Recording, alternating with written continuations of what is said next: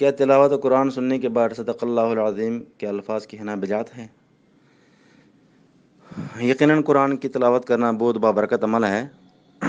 انسان کو قرآن کی تلاوت کرتے رہنے چاہیے، لیکن تلاوت کے دوران اگر وہ سجدہ آ جائے، اس کے قرآن تلاوت کرنے کے بعد بعض لوگ صدق اللہ العظیم پڑھتے ہیں، کہ اس کے بارے میں علماء کیا موقف ہے؟ یعنی کیا تلاوت کرنے کے بعد یہ الفاظ پڑھنی چاہیے صدق اللہ العظیم، یا نہیں پڑھنا چاہیے؟ اگر کتابوں میں دیکھا جائے، احادیث نبوی میں دیکھا جائے، نبی صلی اللہ علیہ وسلم کے عمل کو دیکھا جائے، صحابہ کرام کو دیکھا جائے، تو یہ سنت نہیں ہے، ان سے ثابت نہیں ہے۔ تو بہتر اور افضل تو یہ ہے کہ بندہ اس کو نہ پڑھے۔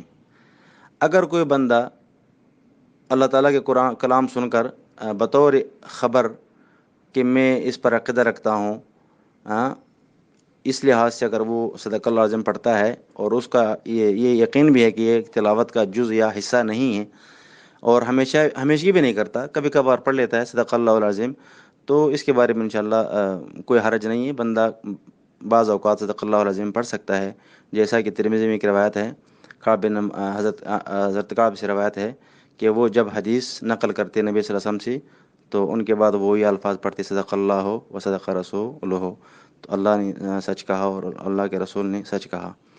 تو امام قرطبی نے بھی تفسیر میں ایک جگہ پہ لکھا ہے اپنی تفسیر میں، قرآن پڑھنے کے بعد صدق اللہ العظیم ان اللہ کے کلام کو تصدیق کرنا، اور نبی صلی اللہ علیہ وسلم کے لیے تبلیغ رسالت کے گواہی دینا درست ہے، اس میں کوئی حرج نہیں ہے۔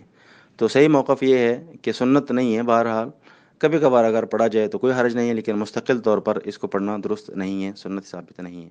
السلام علیکم ورحمۃ اللہ۔